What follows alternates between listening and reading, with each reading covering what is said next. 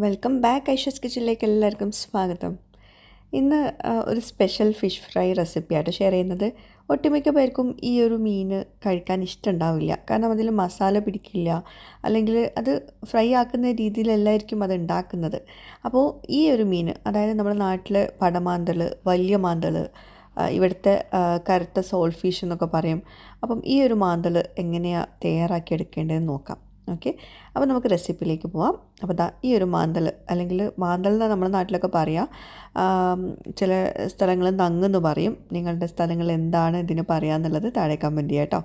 അപ്പോൾ ഇത് ഞാൻ മുറിച്ചിട്ട് വാങ്ങിക്കാറില്ല, കാരണം ഇത് നല്ല സിമ്പിളാണ് മുറിക്കാൻ വേണ്ടിയിട്ട്. പിന്നെ നമ്മൾ മുറിച്ച് വെച്ച് കഴിഞ്ഞാൽ പിന്നെ അത് അപ്പം തന്നെ ഉണ്ടാക്കണം. അപ്പോൾ ഞാനിത് അപ്പം തന്നെ ഉണ്ടാക്കിയിട്ടുണ്ടായിരുന്നില്ല. അപ്പോൾ മാന്തൽ ഇത് ക്ലീൻ ആക്കാൻ വേണ്ടിയിട്ട് ആ ഒരു വൈറ്റ് ഭാഗം ഉണ്ടല്ലോ, അതിൽ നന്നായിട്ട് ചെളുക്കുണ്ടാവും. അപ്പോൾ അത് നന്നായിട്ടൊന്ന് കത്തി വെച്ചിട്ടൊന്ന് വരിഞ്ഞെടുക്കുക. എന്നിട്ട് ഇതുപോലെ ഒന്ന് കട്ട് ചെയ്തെടുക്കുക. ഒരുപാട് പേര് പറയാറുണ്ട് മീൻ കട്ട് ചെയ്യുന്നതും കൂടി കാണിക്കണമെന്ന്, പക്ഷേ നമ്മൾ തിരക്കിട്ട് ചെയ്യുമ്പം അത് സമയം ഉണ്ടാവാത്തതാണ്. അപ്പോൾ ഇന്നിപ്പം സമയം ഉള്ളതുകൊണ്ടും പിന്നെ ഈ ഒരു മീനായതുകൊണ്ടും ഞാനൊന്ന് കാണിക്കാമെന്ന് വിചാരിച്ചു. അപ്പോൾ ഈ ഒരു ഭാഗം മാത്രം തൊലി കളഞ്ഞാൽ മതി. രണ്ട് ഭാഗം തൊലി കളയാറില്ല കേട്ടോ, കാരണം മറ്റേ ഭാഗം നമ്മൾ ഓൾറെഡി ചെളുക്ക കളഞ്ഞതാണ്, അതിൽ തൊലി കളയേണ്ട ആവശ്യമില്ല. അപ്പോൾ ഇനി നമുക്ക് എല്ലാതും അങ്ങനെ ചെയ്ത ശേഷം ഇതുപോലെ വരിഞ്ഞെടുക്കുക. അതും പറഞ്ഞ പോലെ തന്നെ ഈ ഭാഗം മാത്രം, ഈ ഇറച്ചിയുള്ള ഭാഗം മാത്രം വരിഞ്ഞെടുത്താൽ മതിയാകും. മറ്റേ ഭാഗം വരണം നിർബന്ധമില്ല, വേണ്ടവർക്കൊന്ന് ജസ്റ്റ് ഒന്ന് വരിഞ്ഞെടുക്കുക കേട്ടോ. അപ്പോൾ ഇങ്ങനെ 3 കഷ്ണങ്ങളാക്കിയിട്ട് എടുത്തിട്ടുണ്ട്, 3-4 കഷ്ണങ്ങളാക്കിയിട്ട് എടുത്തിട്ടുണ്ട്. സത്യം പറയുകയാണെങ്കിൽ ഈ ഒരു മീൻ എനിക്ക് അത്ര ഇഷ്ടമില്ലായിരുന്നു, പക്ഷേ അതിന് മസാല തേക്കുന്ന പോലെ തേച്ചാൽ അടിപൊളി ടേസ്റ്റാണ് കേട്ടോ. അപ്പോൾ ഞാനിത് ബ്ലെൻഡറിൻ്റെ ജാറിലോട്ട് ഒരു 5 വെളുത്തുള്ളിയും ഒരു ചെറിയൊരു കഷ്ണം ഇഞ്ചി എടുത്തിട്ടുണ്ട്. പിന്നെ മല്ലിപ്പൊടി ആദ്യം ഞാൻ 2 ടേബിൾ സ്പൂൺ നിറയെ എടുത്തിട്ടുണ്ടായിരുന്നു. പിന്നെ 1 ടീസ്പൂൺ കൂടി എടുത്തിട്ടുണ്ട്. അപ്പം 3 ടേബിൾ സ്പൂണാണ് മല്ലിപ്പൊടി ഇത്രയും ഇതിലോട്ട് എടുത്തിട്ടുള്ളത് കേട്ടോ.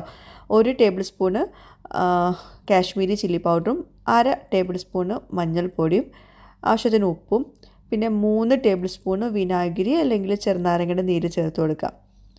അപ്പം ഈ വിനാഗിരി ചേർത്തിട്ടാണ് നമ്മളിത് പേസ്റ്റാക്കി എടുക്കുന്നത്. അപ്പോൾ ആദ്യം നമ്മൾ 3 ടേബിൾ സ്പൂൺ വിനാഗിരി ചേർത്തിട്ട് ഒന്നുകൊണ്ട് പേസ്റ്റാക്കി എടുക്കുക.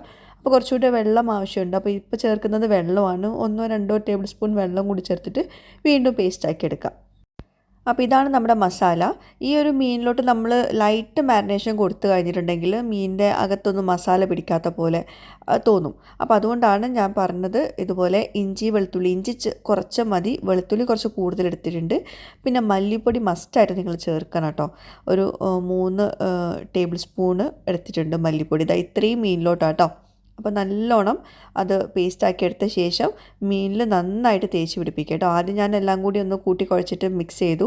പിന്നെ ഓരോന്ന് സെപ്പറേറ്റ് ആയിട്ട് മസാല നന്നായിട്ട് തേച്ച് പിടിപ്പിച്ചിട്ടുണ്ട്.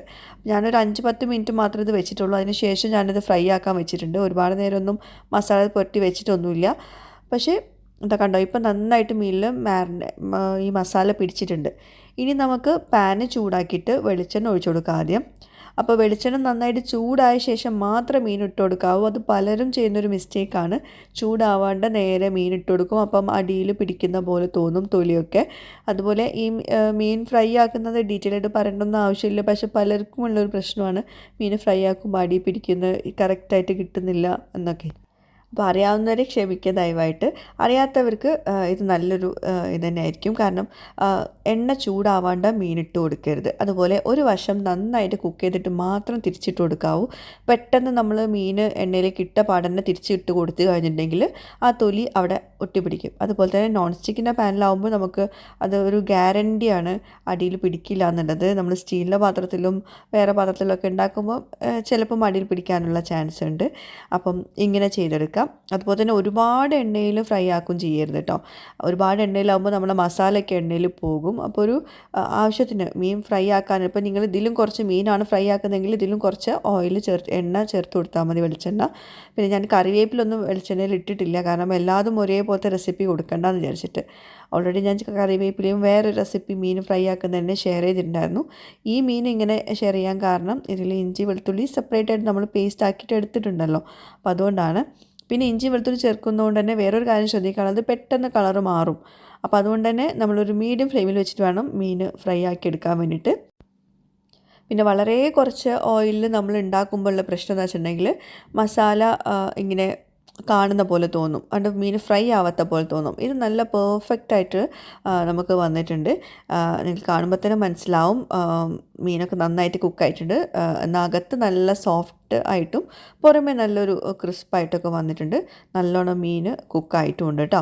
അപ്പോൾ ഇതാ നമ്മളെ ഫിഷ് ഫ്രൈ. ഈ ഒരു സോൾട്ട് ഫിഷ് അല്ലെങ്കിൽ വലിയ മാന്തൾ, പടമാന്തൾ ഇതാ ഇങ്ങനെ ഫ്രൈ ആക്കുമ്പോഴാണ് അതിൻ്റേതായ ഒരു ടേസ്റ്റ് കേട്ടോ. കുറേ പേർക്ക് അറിയുന്നുണ്ടാവും ഈ ഒരു റെസിപ്പി, എന്നാലും അറിയാത്ത ഒരുപാട് പേരുണ്ടാവുമല്ലോ. അപ്പോൾ ഞാനിത് ഉണ്ടാക്കിയപ്പം എന്താ പറയുക, ഞാൻ വിചാരിച്ചു ഒന്ന് നിങ്ങളുമായിട്ട് ഷെയർ ചെയ്യണമെന്ന്.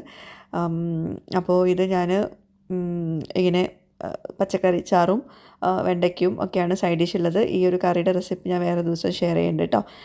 അപ്പോൾ നമുക്ക് മീൻ എങ്ങനെയുണ്ടെന്ന് നോക്കാം. എല്ലാ മീനിനും നമുക്ക് ഒരേപോലത്തെ മാരിനേഷൻ കൊടുക്കാൻ പറ്റില്ലല്ലോ. ചില മീൻ നമ്മൾ വെറുതെ മാരിനേറ്റ് ചെയ്ത് ഫ്രൈ ആക്കിയാൽ തന്നെ നല്ല ടേസ്റ്റാണ്. അപ്പോൾ ചില മീനിന് അതിൻ്റേതായ രീതിയിൽ മാരിനേഷൻ കൊടുത്താലാണ് പെർഫെക്റ്റ് ആവുന്നത്. അപ്പോൾ അങ്ങനത്തെ ഒരു മീനാണിത്.